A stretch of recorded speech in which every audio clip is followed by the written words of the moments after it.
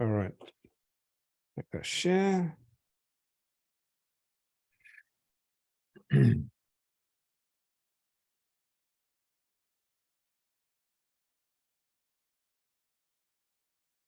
Okay, everybody see that? Thumbs up if you can see it. Perfect. All right, let's get started. Welcome to another edition of the RXXR. Today, we've got three very exciting guests who are innovators and inventors in their own right.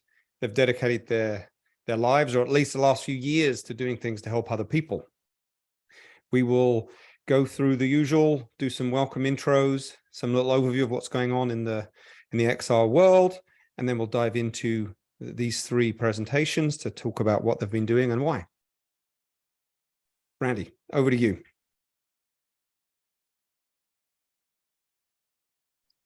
So our presenters are going to present their products, or their creations, I should say, for approximately 15 minutes, and then we'll have a 5-minute question and answer.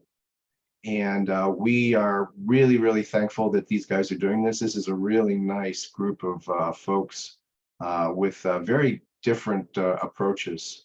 So we're going to start with Rick, and then we'll hand it over to Gabriel, and then we'll end with Toby. And I am going to let these guys do their major self-introductions because I think they have a little bit more to add than I do.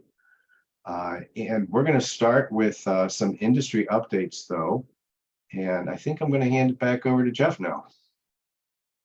All right, so two major things we'll talk about today: what's been going on in the world of XR that are relevant for the medical industry, a little bit of a breakthrough on some hardware, as well as some updates of events where Randy just went to one of the VMed events. So he'll give an overview of that. So let's dive in. If anybody's not aware, there's been an announcement recently for these new trackers from Vive. The old pucks, which you may remember, which actually are like this, and they're about the size of a large clenched fist, almost, I guess is a good way to say it. That was the original one. The blue one there, it was the second generation, which was a little bit smaller. These new Vive pucks are even smaller now, which is about the size of a small wallet, perhaps, or a card wallet. But what's cool about them is, if you can tell, they have cameras in them. That means they are completely standalone devices. They don't need the Lighthouse cameras, which means they can now work with headsets that don't have the need for the lighthouses, so standalone headsets. So that means, especially for things like rehab, this could be really, really useful. You can see a picture in the bottom corner there of them attached to someone's feet, but you can actually attach a load of these together and actually monitor all different parts of the body. So for anything that's medical or rehab orientated, I think this could be really, really good. With that being said, Randy, do you want to talk about the event you just went to? Yeah, so 2 weeks ago, there was an event in Los Angeles in Cedars-Sinai, and it was very medically oriented. Many of the attendees were physicians, and they represented a lot of the different disciplines within medicine. There were surgeons, there were psychiatrists, there was general practitioners. And basically, it was a 2-day seminar, and they presented a lot about what is cutting edge as far as presenting virtual reality and mixed reality in medicine. There was a lot of displays, and they do something nice at the very end. They do 10 takeaways, but there was a couple takeaways that I thought were very important. There was 2 presentations that talked about the medical application of VR, how it affects the brain, how it affects the immune system.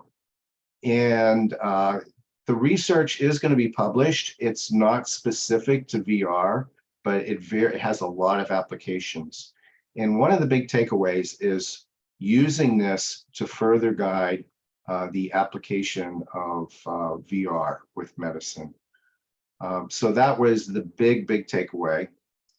there's another thing that's happening, and I think I'm going to forget the organization, so I'll post it later on. But there is a medical organization now for VR and it's very interdisciplinary. And I'll put that link out a little bit later on because I am blanking out right now on that particular organization. But it's run by a physician, and I think there's close to 200 people in the organization right now. Are you thinking of Bob Fine's IVRHA? No. No. Can you, in about 2 or 3 sentences, can you tell us a little bit about that, though? Bob Fine he's I don't know, he's does a lot of things. I know I met him because he's an adjunct professor at Champlain College, and he's been teaching VR up there. But he has a strong interest in VR use in healthcare, and so he started an organization called IVRHA. They just had their annual, I think it was their annual conference in Philadelphia a couple weeks ago. They're having another one in Helsinki in October. If you just look for ivrha.org, I think you can find it. I don't have the link right in front of me. I can look it up while we're working here. But I don't know that much about it. I know that like Veena Somreddy of Neuro Rehab presented there. And like I said, I don't know much more. Okay. Yeah, thanks. No, this is a little bit different. It's more physician run. I think that is more global. I think there's a lot of therapists involved. That is a bigger organization, I think, if I remember correctly. So I just found the organization I was talking about, and it's AMXRRA, and I'll post that a little bit later on. And it's amxra.org if you want to look it up. So that's about all I have for updates on VMed 23. It's a really good organization, really good conference. I recommend it. Once again, it's a bit on the medical side, but really good organization. It's up and coming. And thanks, Rick, for posting that other one too. Yeah. Okay. Excellent. So, yeah. So, Jeff, do you want to introduce Rick, and we'll get the ball rolling? Yeah. So very pleased to have our first guest of the day. His name's Rick Tett. You just heard him spoke a few moments ago there. He's the founder of Hoboloco, as well as the inventor. And his details are all on the page right here, but you save that and pass it over to him right now. I'll share you this screen as well. Let me start my slide. Beginning. This confuses me how to get this. I guess I have to share first. Then I can open it up. See, come on. There we go. From beginning. There we go. Everybody seeing okay? All right. I'm Rick Tett. I'm founder and inventor of Hoboloco. Here today to tell you about the revolutionary new foot controller that I've created. It's the first foot controller for video games and VR that is ergonomic and easy to use. And it is made for seated use. My first prototype, frankly, was a standing device, but then I realized seated setting would be a very good option, an alternative to all the standing options that are out there. And it's a natural, intuitive. It's more ergonomical than some, say, the 3D rudder, in my opinion, which is unfortunately no longer with us. But it allows you to move around in a virtual space. This is just a video game that I picked up, but you can see on the right-hand side where it operates kind of like a hoverboard, or tank controls in some cases. Some people like to think of can go backwards, forwards, or pivot in place, and basically to go straight forward, you're putting your feet down, your toes down equally. And if you back off your, say, your right foot, you're going to veer to the right. If you back off your left foot, you'll veer to the left. If you put your left heel all the way back, you're going to spin around. Or you put your toes back, you can go backwards. We've also added a strafing action, which isn't shown in this particular example, but it uses basically a roll of the ankle. So you roll your foot and it releases a switch, and that allows you to strafe. So this can be used, like I said, in VR or in gaming. We've tried it in various first-person shooter games, tactical simulations, sports. It can be configured in different ways, and I can bring up the configurator here in a little bit. Certainly, we feel like in the game space, there's been, there's sort of the category of simulation pedals for flight sim and racing. There's switches like a frag pedal, Elgato, Liberator that are kind of just buttons. There's the Wii Fit board and the 3D rudder that were more like rotating. I think Stinky a little bit that way. Beacon is an attachment that I've never tried, but that kind of gives you the landscape. We just feel like Hoboloco, because your feet can rest on it. It doesn't involve your hips or any movement above your knee generally. So it's really ergonomic. Of course, we know about the reason you might want to have this in VR is so that you can move around freely and not have to teleport. The inspiration for this device, as you can see in this video, was the hoverboard. I had seen my nephew on his hoverboard, and I was actually working on a VR exhibit for a local science museum, and it just dawned on me that we could combine that and make a digital hoverboard. And you can see in the picture on this one in the lower right, where you can see the flaps that are used for the sideways roll of the foot. We just think that this would be good for various training applications and stuff where you don't have to have that big space where people have to move around. And the competition in the VR space is such that you have the very expensive Infinideck. You've got Catwalk, Omni, Whiz Dish, the kind of the slide dishes, I'd call them, that are, you generally require a harness. Cyber Shoes is out there. I have not tried it, but seems pretty aerobic. A lot of activity. It has rollers on the bottoms of the feet. VR Go is kind of an interesting one. You actually sit on the device and lean your body to turn or go forward. And again, I haven't tried that device, but we feel like in the VR space, again, the Hoboloco is quite ergonomic. We've got 5 patents granted, both in the US, China, Japan, and Korea. And we've got prototypes. We're really ready to go to manufacturing. Probably a little bit of finished design by the manufacturing partners, but we're generally ready to go. We're in the process of raising some funding for that, and because this is a healthcare forum, I thought I'd mention that we have thought that it could have some benefit and potential uses when paired with a video game for, say, stroke rehab, because we can measure the independent movement of each foot.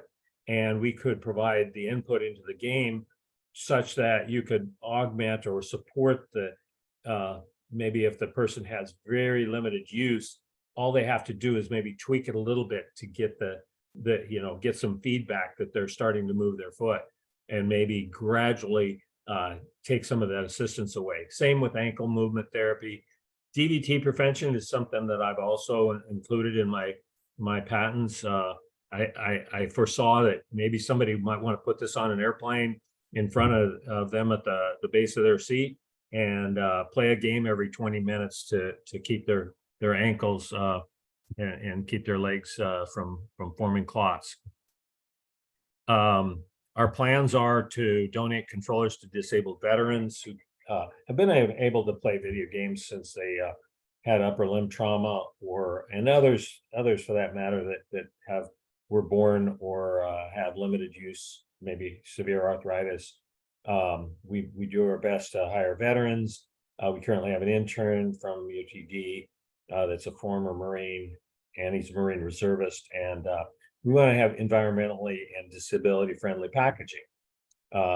We're certainly looking for strategic investor and partner introductions, game companies, and spread the word. And I just wanted to show for a second, if I can get to it. Can I get to it? Yeah. My configurator. This configurator allows me, if I pick a profile, such as a game, I can come in here and I can change the settings in terms of if it's a keyboard mouse comment. If we've configured it as a keyboard and mouse, I can actually change the characters of what goes in at each particular movement. And then we can also do some things like overdrive, where it'll actually do an extra left shift if you press a little farther. We can adjust the sensitivity for rotation and just generally staying on a path. We can change the dead zones and all that kind of stuff, and we can do that. But we can also switch to a gamepad mode. I also have developed a test app in the Quest 2. Unfortunately, Quest, a lot of VR apps require this product to be sort of built in, whereas video gaming, we can really work with out of the box. So we haven't had a lot of progress on the VR market, to be honest. But that's where we're at, and be glad to answer any questions about us. Thanks, Rick. Don't be shy, just unmute and ask them in person, and we'll try to keep it coordinated as much as possible. I could see a lot of application for this product. I could think of several people who have different diagnoses that can only use their feet, such as sometimes with ALS, they start. Randy, stealing my thunder here. Oh, I'm sorry. Go ahead, Teresa. No, it's fine. No, I'll tell you what, I'll talk about central cord injury and spinal cord injury, and then you can do that part. Okay. So, well, you Teresa, said unmute, so I was like, yay, I have some questions. Some questions about the demographic of people that might have ALS or other neurodegenerative progressive diseases. How easy would you, how much pressure are you needing for turning, and can you scale that? So if somebody has very limited muscular control of their feet and wanted to be able to, as if simulate it to push it further, even though they couldn't physically push it forward. Does that make sense? Am I saying that right? Yeah, absolutely. The challenge there, yes, we can adjust the tension by putting different springs in. We do not have it where it's adjustable dynamically, like the product. You can't just change a screw. That's an idea that we've considered maybe putting into a product at some point, where you could adjust it dynamically. The thing we have to figure out is there's also needs to be, at least for some uses, there has to be a pretty clear neutral zone. And so if you make it too soft, then it's maybe harder to find that neutral zone and keep it in that neutral zone. If you can understand that. We've thought about adding some sort of detents where it sort of clicks in and out of that neutral zone. We haven't done that at this point.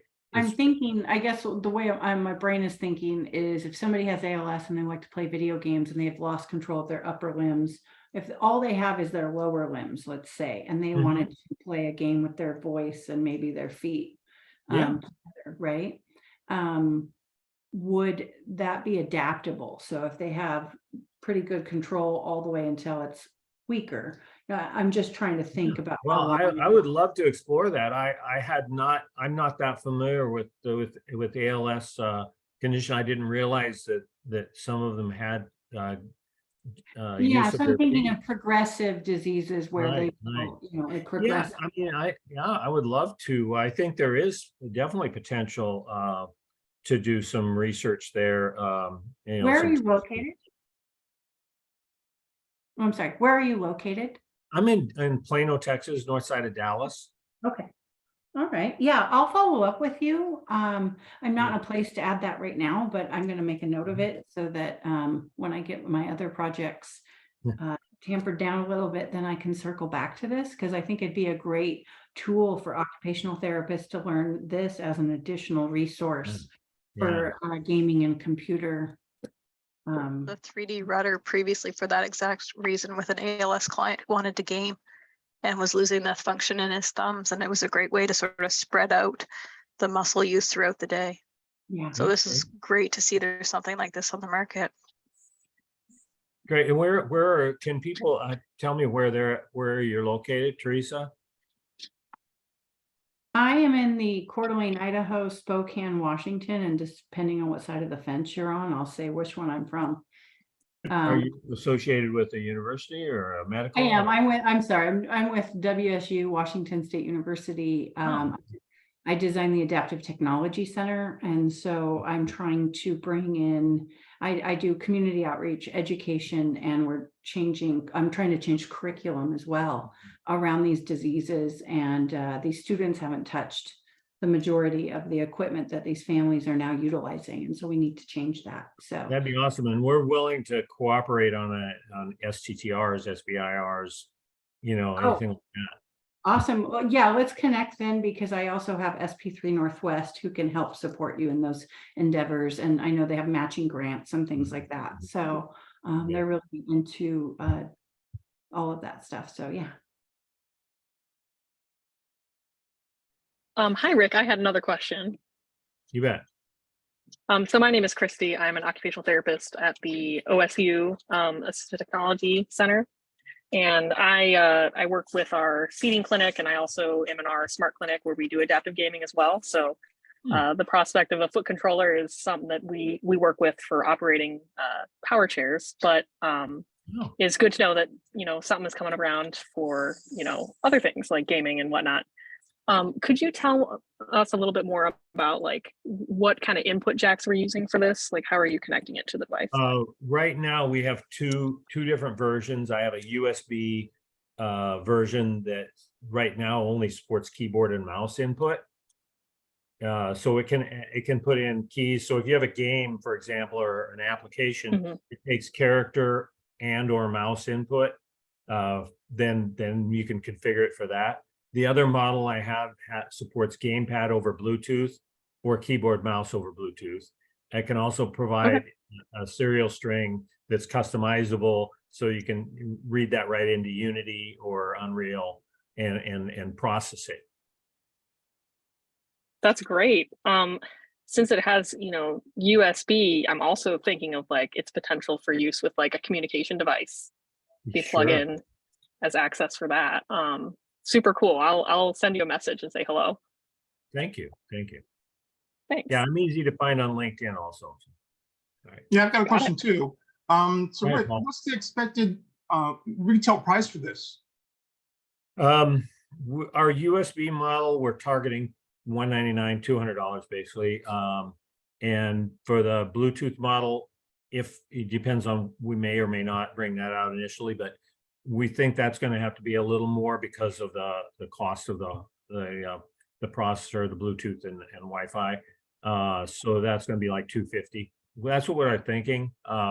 If you need something that's a little more industrial, then we might want to have, and if we add some adjustment of spring tension, then that's going to add some more cost.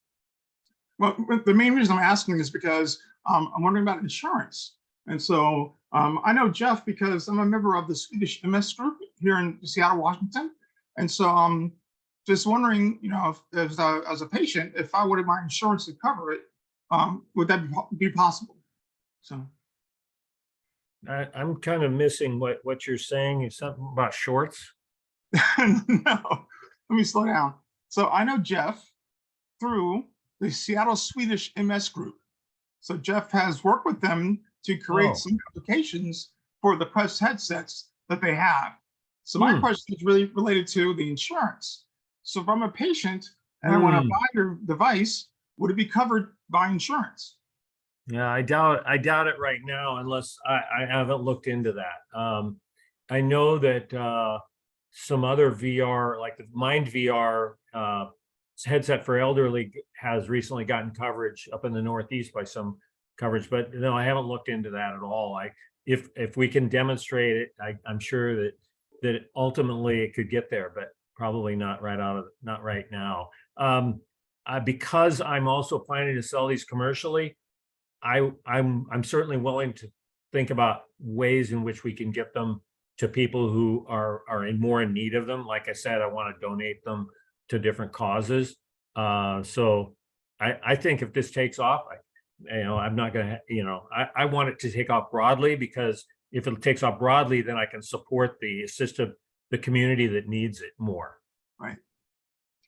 Well, I'll talk to you offline about. Okay, thank you, Paul. Yeah. If you're looking, so in addition to all the accessibility applications of it, I'm always kind of thinking what we're doing at U of M is a lot of the therapeutic gaming and using it within therapy as interventions. And so I'm kind of always thinking from that framework.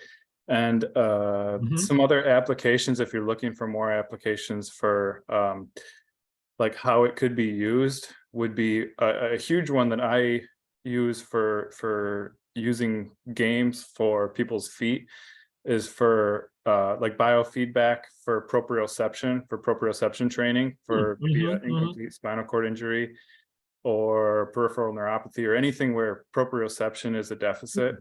Being able to move your legs and feet, and especially in a graded way where you have to do it accurately while also not looking at your body. I love using that type of thing for biofeedback, so that people have to learn how to use their body without looking at it. Yeah, and I think that the advantage of this over everything else I've seen is that fact that it's analog, first of all, and so like a racing pedal, I guess, but that it also is heel and toe, so it can go bidirectionally, and then it's independent. So versus something like the 3D rudder, which was one plane, where both feet always went together. So the fact is that you can measure the left foot and right foot separately. Is there a way to? There's no axle, or there's no bending to the right or left. So it's all, the axle is only forward, backward, except for the fact that I have a switch so you can roll your foot slightly. So there's just a little bit of a roll there. We do not measure that analog today. We could measure that analog, but we just measure that in binary. Anyway, go ahead. I know you were talking about adjusting it physically with springs and stuff. Is there a way to adjust it digitally at all to where a smaller movement would result in a larger movement on the end of it, on the other end of it? So it like sort of almost assist it? Yeah. Yeah, I mean, there's certainly a possibility. That wouldn't be the product I'm building right now.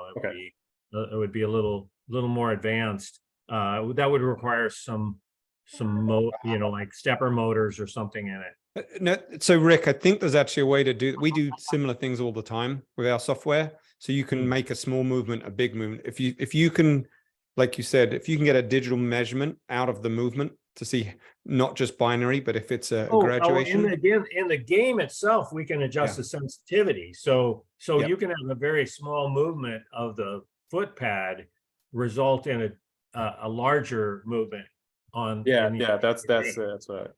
Oh, I thought you were talking about where you wanted to have like they pressed slightly and it would go more. Oh, I see. Nope. Resulted digitally in a larger. Good call, Jeff. So I think there was one more thing about spinal. That who was it that was that Randy that was going to say something else? Yeah, Rick, I did have a question about that, but we are going to save that. Yeah, we have a little bit of time for discussion later on. Okay. So that's I'd love to continue to talk about your product. It's really, really fascinating. But we are going to move on to the next presenter. But thank you very much, Rick. That was awesome. And Gabriel is up next. And Gabriel, I believe I have your presentation. Let me see if I can find that for you. Yeah, sorry, my Zoom is kind of crashing a lot lately. I don't know why, so I'm just gonna play the safe route and just have Randy pull up the presentation. No, that's fine. So just give me cues when you want to advance. Yeah. Just give me a minute to get this started. And I believe we're all set to go. All right, everybody. My name is Gabriel Ortiz. I'm a third-year PT student, and I'm gonna present to you BTE mouse. You can go ahead and next slide.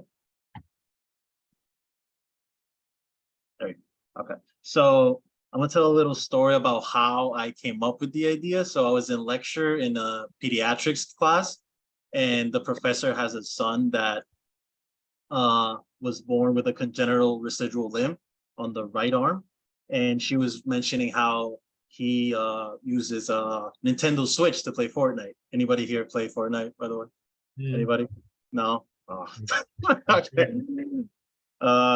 Yeah, and she was mentioning that, yeah, he plays with the Switch, and I was curious on how he plays. So that got my my mind thinking of, like, if he grows older, he's like 8 or 9 years old. If he grows older and starts getting interested in gaming PC games, or they're like shooters or like NBA 2K or those like really high that Nintendo Switch is not compatible with, those games are not compatible with. What if he decides to play PC games? So then I started to create this BTE mouse. Next slide.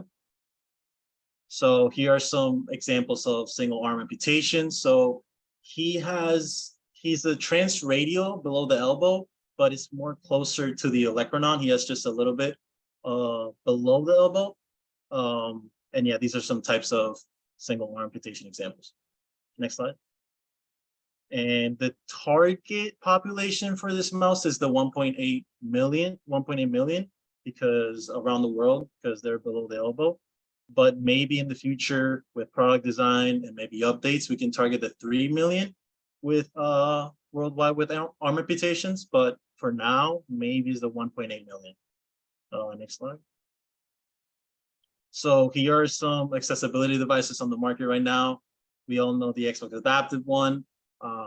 And they recently came out with some accessories, adaptive accessories that they put through Shapeways. So anybody can print them and scale them. And that photo is foreshadowing, just letting you guys know. They also have the quad stick, which is more, I think, for quadriplegics with like the tubes, and they need to blow on the tubes and they can move the characters and play like that. And then they also saw this Etsy one where they 3D print like little tubes on the PS4 controllers, and with one hand they move the other side, they press the other sides. So I've seen that also on the market, and those are the prices listed in accordingly. So next slide. So yeah, I'm gonna take you through the ideation process of how I started to like sketch it out. Next slide. You're gonna see a picture of hand drawn of what I was thinking. The first one above is like a little hand. It was like a palm, like a ball, and you could put like buttons in. I don't know. It was just an idea. And then the bottom, you see like a type of keyboard with a joystick on top. Next slide, you can get like a better image. That's my first like 3D modeling. I was getting into it, you know, it's a little bit of what I was thinking. And on the next slide, you're gonna see a video of, you can play as a video. So you can see like a little, it goes up. Yeah, it goes up. That's kind of how it's gonna be. Maybe with some lights underneath. It was gonna have USB-C, but figure out a little too expensive. A little too expensive. Next slide. And then, yeah, so I was thinking with that joystick, how can the person with the residual limb control that joystick? So I worked with an engineer to try to build the most ergonomic type of attachment so the person can put the residual limb on top so they can control the character better. And that's what we came up with. And then next slide. I got some advice from like, hey, you're like focusing on too many things with the controller and the mouse and the joystick itself. So might as well just focus on one thing, focus on the mouse, because probably most people are gonna have a keyboard. So let's just focus on the mouse. And then these are my how I got some ideas. So that up top is a Atari old arcade controller that I found on Amazon, and the bottom attachment, and then I think this is a Logitech controller from like airplane games or pilot games. And next slide, and that's how I came up with the BTE. So it's a hybrid between a joystick and a mouse, has an ergonomic U-shape to ensure proper resting position of the residual limb. It's wide and stable for those like aggressive movements for shooting games. The top attachment is adaptable, so you can switch up. So this one is flat right here, and then hopefully you can switch off to one of these like Xbox attachments and put it on top. So if one attachment doesn't fit, you can maybe try others. It connects now through USB, and according to a quote, this is not firm. I'll have a market analysis done in around 2 weeks, but rough estimate, 10,000 units will probably cost around 10 to 30 to manufacture. And then in future models, we can maybe implement Bluetooth, but for now it's only USB. Next slide. And yeah, these are some videos of me trying to crack some 90s on the Fortnite arena. Yeah, you can hit play, and pressing down acts as a left click of a mouse. So me pressing down is me putting up the builds there. And then I can control the character by binding different like functions on the keyboard. So right now we don't have a right click function, but you can probably implement or substitute that with pressing a button on the keyboard with the other hand. So for now, it's just only the function of a mouse and then the left click pressing down. Hopefully in the future, we can create a software where that click can do something else, but for now, it's only acts as a left click. And yeah, the movement's done, probably most likely going to be scapular protraction and retraction, elbow extension, and shoulder horizontal abduction and abduction most of the time. Next slide.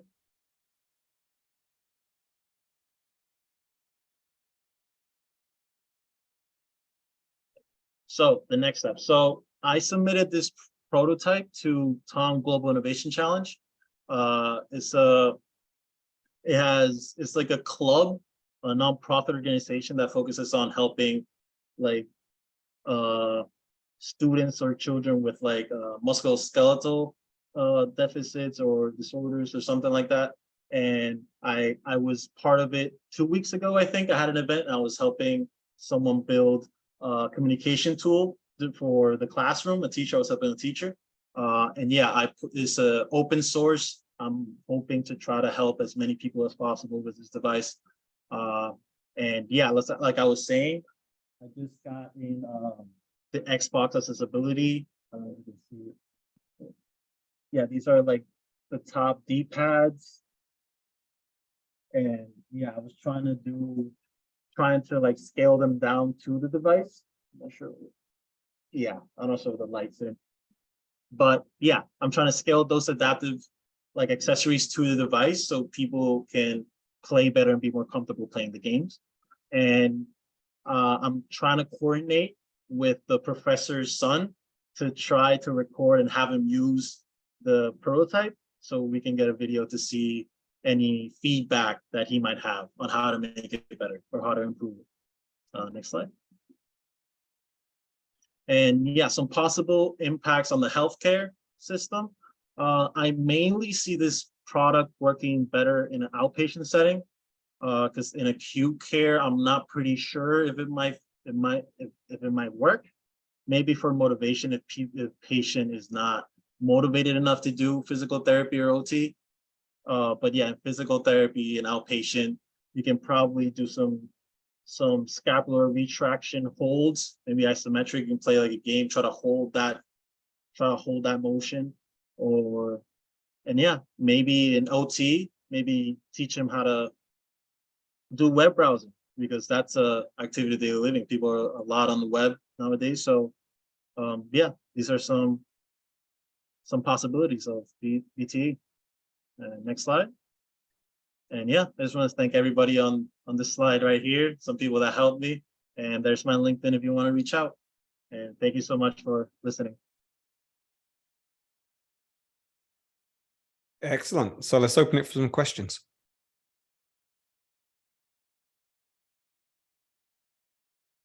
So Gabriel, have you looked at any government entities that can help you out in developing your project? No, I have not. Okay. Well, we put a link in the chat here, Accelerating Medical Device Innovation for Regulatory Service Tools from the FDA. So I'll put that in the chat. You can take a look at it. Yeah, I'll take a look at it. Okay, where's that? Where's that?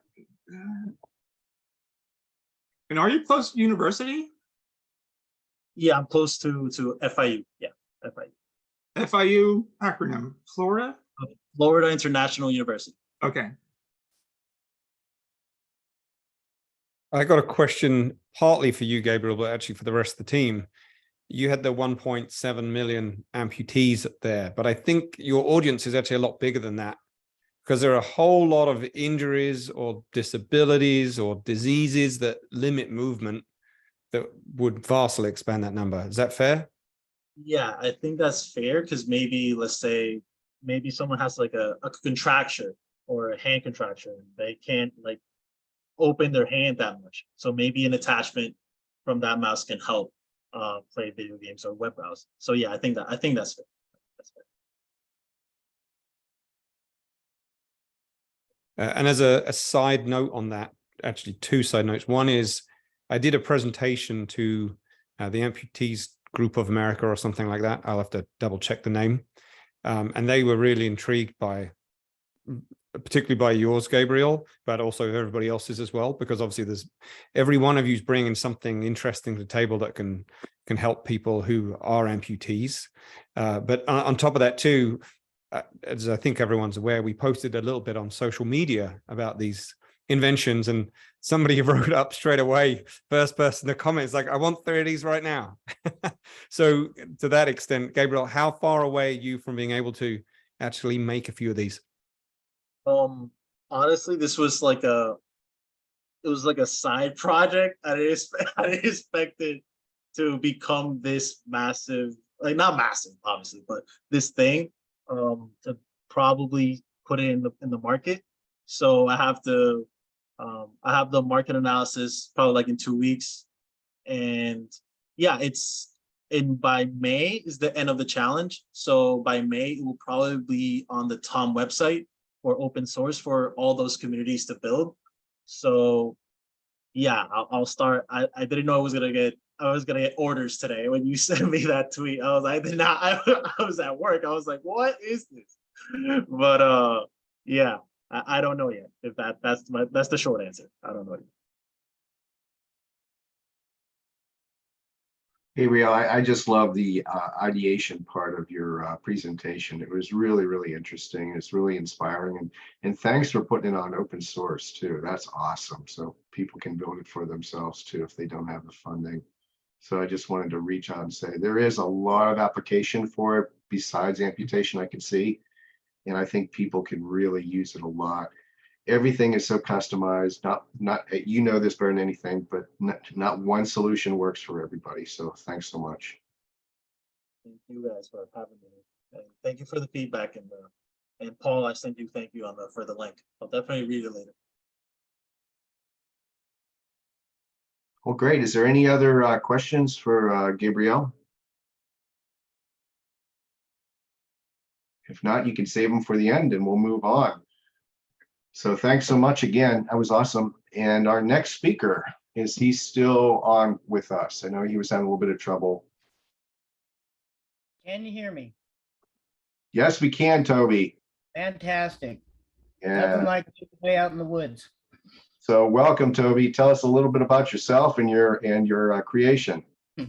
Oh boy. All right. Well, I've been a tinker my whole life, and when the Oculus DK1 kit came out, I knew VR had finally arrived. So I got one, and one day I got sick in VR real easy. And one day, out of nowhere, I had a realization that when you move your feet, your legs are the first thing your body uses to move, and then your visual changes.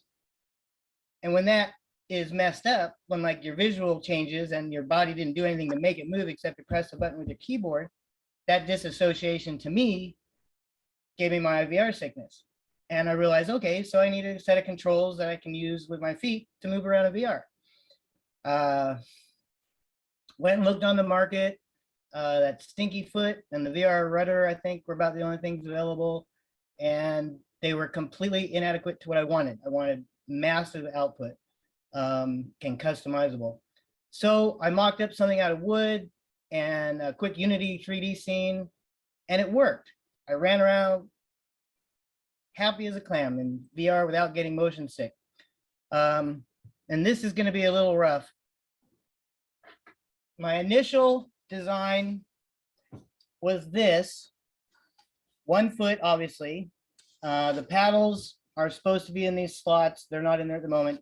The gears allow you to change the tension of the base plate pedal, the distance between the 2 side paddles, and then how tall the top paddle would be. Anyway, this monstrosity of clockwork that I designed, I quickly realized was not what I needed to start with.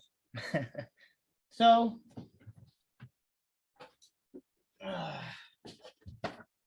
oh, sorry guys. I made this. And this is basically the same thing, but with no clockwork. It's just paddles stuck in that you can pull out and change in order to create a different amount of space for your foot to fit in. Plugs in via USB. It's an old design. It's made of wood. 3D printing. This is my latest design. Got a port for the USB cable to come out. Turn it around. Open it up. And the same concept refined. So feet go in, pedals up, down, left, right with both feet independently, processed.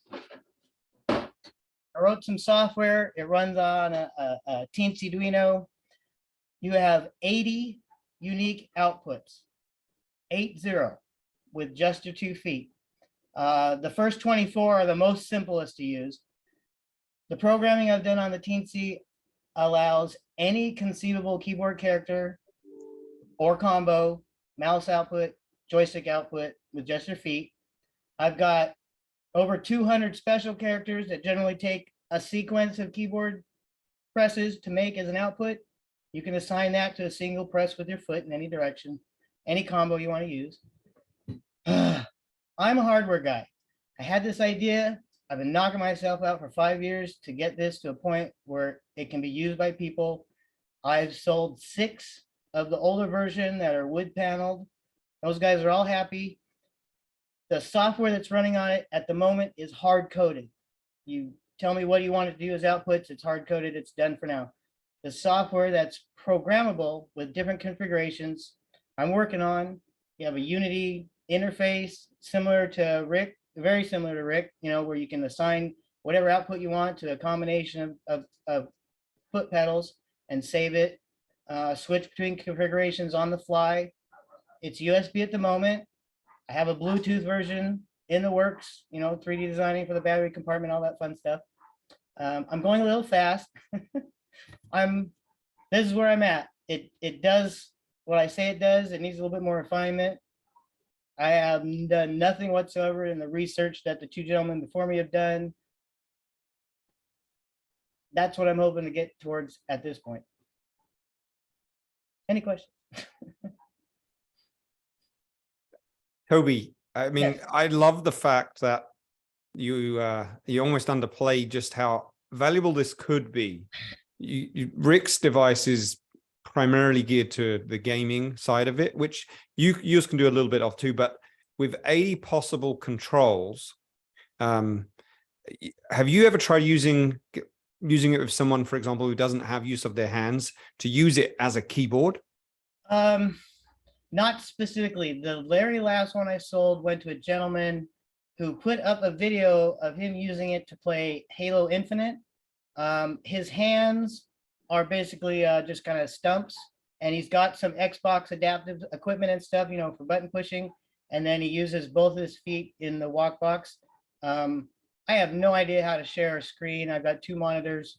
I can post I think the link is in the info, you know, for this event, but I can get that out there. So yeah, people are using it. What you asked. Yeah, and we've played with it as well. You can configure those AT movements to be essentially almost any movement you want. Obviously, you'd need some help to get that programmed, right? But it is very configurable to. Yes. And I'm thinking, like, back to the work-life play kind of analogy here. There's so much that this could offer to people who do have issues with keyboards and mice and other things. Absolutely. And then like gamers, who wouldn't want to have a second set of arms and another keyboard input? Yeah, and that's actually an amazing thing too, right? With all of your products, while a lot of this talk here is centered around the medical side, and particularly the people who really need it. What I love about a good product is when it actually goes outside of just the people you design it for. And yeah, to your point there, all of these devices could be used by fully abled people as well, potentially, to improve certain situations and experiences and work-life play situations. Right. Yeah. Like, you know, VR sickness is what inspired it. So Where are you in your funding right now? It seems like you're in the pretty beginning, right? very beginning, I'm totally self-funded. I like I said, I've sold a handful. I do have it patented, managed to pull that off. Jeff's really the only commercial entity that's ever seen one.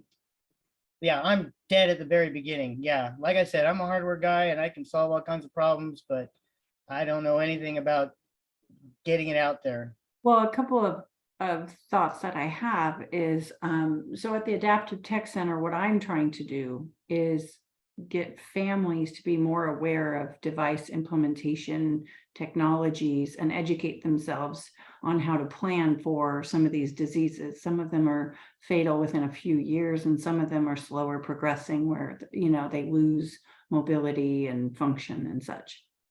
And how can you incorporate different technologies, whether that's home automation, gaming, right, eye gaze, things like that.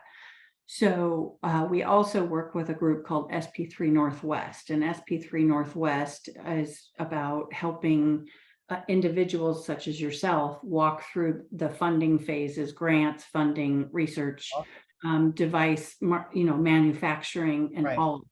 I'm happy to make that connection, but you said you were in Florida, is that correct? No, I'm in Washington State. Oh, you're in Washington, even Yeah, better. Yeah, Even I'm right. So right this by is Mount through, Rainier. in Spokane. And so for companies that are willing to be located in Spokane, I know that they're offering a matching $500,000 grant. So I don't know where you are in the process, if you would be approved for something like that, but I think that that would be a great introduction for you to help take this device to the next level. And then we could potentially help display it so students and patients and families are getting their eyes and hands on it and can give you feedback of what works for them and what doesn't. So you Sure. can improve the device even further if you're interested. Absolutely. That's exactly what I was hoping to connect with. Awesome. And this goes to all three of you. I just know all of you are kind of located in different locations, but I'm happy to make any introductions as well if you're interested. Anyway, the big geared one, I did plan to motorize, and finesse it a little bit more. This is literally the first one I designed 6-7 years ago. I got frustrated about having to need 6 or 7 motors. So I designed a transmission that uses a single motor to drive 6 output shafts independently, one at a time. So I'll incorporate that into a future WalkBox model that will allow the user to totally customize, like the width between the paddles, the pressure of the bottom plate, how hard it is to press, that kind of thing, just through the software. That's planned. Toby, something you mentioned there that I know you're a tinkerer, if that's the right word for really, Absolutely. that doesn't do you justice. You play around with a lot of ideas that you have, and I think everyone can see in the background just the equipment setup you have, which is pretty impressive.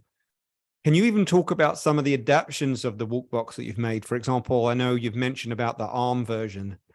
Oh, yeah, the move tube is what I call it. And it's essentially the same physical design, separate units. And you just put your arm inside it and press down, up, left, right, kind of the same physical concept, but again, giving you switches in all directions. And you can do combos. So that was definitely a side concept there that could be done. One thing that I'd be intrigued at, you guys are all coming to related problems, not the same problems, right? But a lot of the issues, and I'll let Randy talk to this a bit, but one of the big issues when it comes to anything in the medical world is just buying one solution is tough. You almost want a suite of products, hardware and software, to be implemented so that you can solve many problems in one go. So even getting you guys connected, I think is a really good thing, but let alone hopefully some of the medical community will pool around you and try and get some of these things not only to market, but essentially getting the feedback and stuff that you guys need too. Yeah, that's the feedback. Yeah. Yeah, I agree with that. And the more you can get it out to the end user, the better. I think you need a lot of end user input as well. It's great that you have therapist input and so forth, but if you can find a population that can possibly use it and give you feedback, and that's crucial. You need that end user input. And once again, we can help you with some of that too. But that's really something that's really important. Well, great. Hey, I was wondering if Tony, I'm just curious how you get 80 inputs. I struggle to get more than 16. Okay. It's combinations of up and down, left, right. Also, the corners allows you to press 2 paddles at a time. And then all of those possible, like one down on this side and any diagonal on the other side. It adds up to 80 unique combinations. Like I said, the first 24 are the dead simplest, easiest to remember. Okay. And potentially you could add more too, right? Just by adding more switches. More like by modifying the switch behavior. Right now they're just on off, whereas the software could be registering a click and release or a click and hold or a double click, and then that obviously would greatly expand the number of available outputs or simplify doing outputs. And I'm also working on pressure sensors for the bass pedal so that gradient values can be used, like throttle, etc. I apologize if I missed this. So this is completely mappable. You can make changes in the inputs. If somebody has more movement in one direction versus the other, you can possibly make that like an A selection on an Xbox and so forth. Or is it basically hard-coded? Okay, I'm not sure I followed the first half of that. So go ahead. So if you have the ability to just go up and down, and you can do that in maybe move your knee side to side, can you, what I'm saying is you have limited degrees of freedom, Okay. limited movements, and you want to play a specific situation where you need like maybe 8 inputs. It's a simple game. Okay. Can you map those accordingly for that specific game or not? You can map anything to any combo. Okay.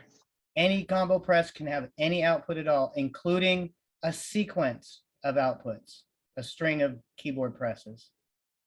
Great. Thank you. Sure. Yeah. Good question. Yeah, you can do that with mine too, Randy. Yeah. So you can map it as Toby acknowledged. So I think that's we do have that in common. And Gabriel's device, there's no reason at all, like you said, Yeah. that can't be software programmed to do multiple things. I think the challenge for all three of us is similar in that unless there's some magic, I know I can 3D print these, but they cost about, my devices cost about $600 to print, just print the plastic. Injection molding is I've been quoted about 80,000 for the molds, the tooling, and so as a startup, that's pretty daunting to have, put in your order for your first 500,000 or 1,000 units. No. If Toby has a better way to do it, I'd love to hear it. No, I don't have a better way. I'm not there yet. This is the most recent design. It's 100% 3D printed, finally, instead of me cutting wood panels. A little bit less parts to move around. I'm selling it at the moment for 200. Well, if you can print them on your own printer, that's great, because it is inexpensive to print on your own printer. The problem is you can only print that printing that one probably takes a week. Yeah, probably. This is actually the very first version for fit and all that fun stuff that I've got put together. So it's been done in pieces. Yeah, but yeah, and that's why I have 6 printers, so I can actually do some serious output. Okay. Yeah. But So yes, you are correct. Doing it my way is not the way to go long term, definitely. But it lets me get them out under people's feet. Yep. No, that's definitely what we're doing. Is getting people testing it and such. It's a little more challenging in VR though, because VR, unless you go to standalone headsets, you need the content maker to accommodate your device, accommodate input from your device. I totally agree on that. I can emulate a gamepad, for example, but there's only like 3 games on a Quest 2 that support or common games on a Quest 2 that support a gamepad input. Right. I can do custom SDK. Rick, that's an interesting question that actually should be brought to a larger group. So there are several forums or consortiums of people and companies trying to get together to build a standard of input devices, essentially. And so you follow that standard, and then your device will work on all those devices. Obviously, the industry itself is still so new and fresh that these things are still coming together, but they are there. OpenXR is one of them to look out for. Well, that's what I'm compliant with OpenXR right now. And like I said, the last I checked, I haven't checked recently, but the last I checked, there were only a handful, and you couldn't even search for them for a while, but now I think you might be able to search for them based on input device. Yeah. And I would imagine your device output can look similar to a joystick output. Is that fair? Absolutely. Gamepad, just yeah, looks similar to the game, the 2 thumbsticks. Yeah. Yep. Yeah. So the joke of it is, it's actually not that hard. No. We've worked with Microsoft. We've actually, most of the games that we've created, and experiences for that matter, actually do support many adaptive controllers, and because they're all based around a joystick output. So if we can just get everybody else to follow that too. And the funny thing is, most of the hand controllers have a very similar output too, right? So it's just it's a really small piece of code. Yeah. If they were proprietary, then we'd be good, but. Right. The WalkBox is using a teensy. It identifies as a standard keyboard, joystick, mouse when you plug it into anything. So as long as it can use that, it should work. Yeah, so that's on us all. We got to get word out there that they got to support more devices in an open way. It's around the corner. It's going to be happening. Well, especially on the training side of the world. I mean, I think the companies building games, they're so focused on sort of the standard hardware. That's my impression. and sort of the standard mode is standing up, so they don't really care about seated devices. But I know like 3D Rudder had to pay some money to Sony to get some license to work with them, and they wanted to work with Microsoft, but Microsoft wanted 100,000 to get their Xbox proprietary permission. So I don't know. I mean, that's a little bit of a more hurdles. That's why that's the only reason. And somebody mentioned that I was focused on games. It's the only reason I'm focused on games and not VR is because I can immediately work with games, just like Toby can. Yeah. Good Yeah. point. The one thing you could look out into the VR world is a lot of, not all games and not even that many of them, but there are definitely a good few out there that you can actually make a pancake mode or a 2D version of the game, right? That's playable. And there are a lot out there that do that. And Yeah. my guess would be most of those would support your inputs. Oh, okay. And unfortunately, there's more money in games than in VR right now. Is that correct, Jeff, you think? There's more So money in remember- games than almost anything, right? Apart from one big Basically, yeah. industry. That's why I hate using the word games and virtual reality, because they don't go to, I mean, you can use VR for gaming, but to me, that's So not the many of them. primary thing.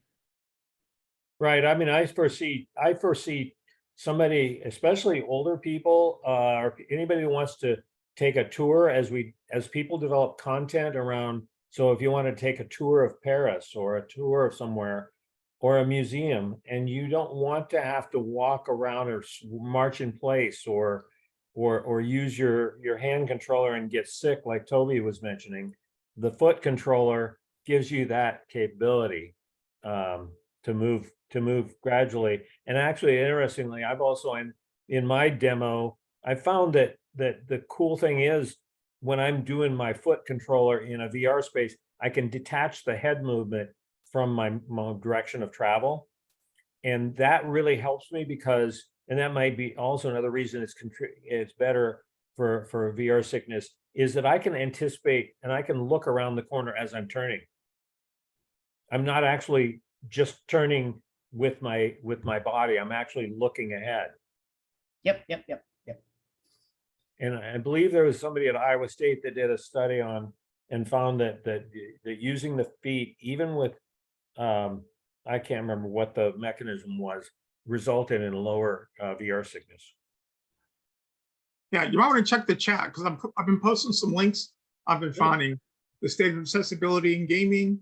The last one is the accessibility.com.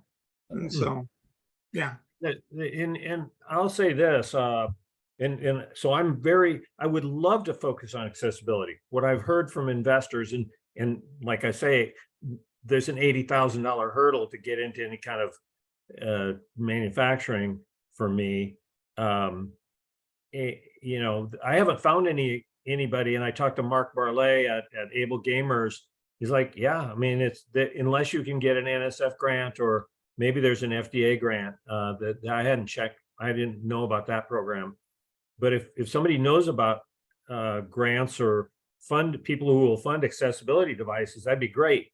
But what I found is investors don't, even with those million numbers, they don't really care because they want the billion numbers.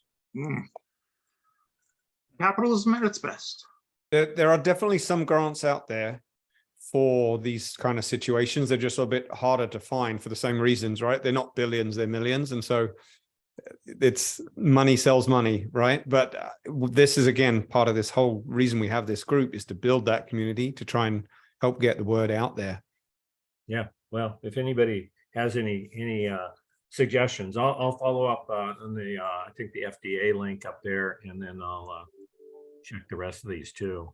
A question for Randy: do you know if it exports all of the chat as well that we could save and send to the group too? I will certainly try that. I will save the chat. It might be separate. It may not be in the video itself. But I can send that to the group, at least. It's there. It's under the triple dot menu. Okay, thank you. I also wanted to add that there is a conference for game accessibility that I was not able to attend, but I thought it was really interesting. And there is also a gaming accessibility conference in Europe. I think that one took place well, maybe it's going to take place in April. I'll try to send you that link for that in case that also helps, Randy. So maybe you can share that with the group. But there is also another one that's the Game Developers Conference, and they have been focusing recently on gaming and game accessibility. There's actually a specialty interest group that discusses that. So maybe that could be another place where you can raise awareness by sharing some of your products and also the limitations that some of the game developers are creating in this case because of all the things that you have just discussed. But that would be two places that I can think of. And there is a Discord channel that is related to this gaming accessibility, and there's a lot of game developers that continuously post things over there and resources that I think would be useful. So I can share that with you too, Randy, if that helps. I'm on my phone, that's why I'm not sharing things on the chat right now, but I can send you via email. Thank you, Stephanie. Mhm. Well, great. At that, I think we're right up at the hour. Is there any closing comments anybody wants to make? We'll take a couple minutes, or if there's any pressing questions for any of the group. I just thank you for putting this together, Jeff and Randy. I think it's and it was great to see Gabriel and Toby's products. You know, I'm open to ideas if you ever want to collaborate. And I think in Gabriel's case, you may want to consider just plugging your device into an Xbox adaptive controller to let that do all the work. It's just a little different, but it also adds $100 to your product. Yeah, it does. But yeah, I'm grateful for being here for this opportunity. And if you have any questions or want to reach out, feel free. And yeah, thank you guys a lot. Pretty much the same. Well, thank you all. That was a great conversation and a lot of great sharing. And we really appreciate you attending and participating in this group. So we will be getting back together again. I believe it's going to be, Jeff, is it going to be July, I guess? If you have any ideas for themes or presenters, please shoot them to Jeff and I, and we will certainly entertain those suggestions. We would appreciate them. Jeff, do you have any? One of the areas we're looking at doing is something special about AI in this field. There's a whole lot of stuff going on that actually it's hard to keep your finger on the pulse because there's so much activity. But luckily, you know, we're playing in this space every day. But we'd like to get a couple of extra speakers to talk on that, and then similarly from software in this industry too. So that's a couple of themes coming up. But if anybody's got any additional ideas, please shoot them our way, and we'll stick them on the docket. Great, thanks everyone, and Yeah, thanks for the invite, Jeff. Thanks, everybody. Yes. and welcome. Cheers, everyone. Great discussion. Bye-bye.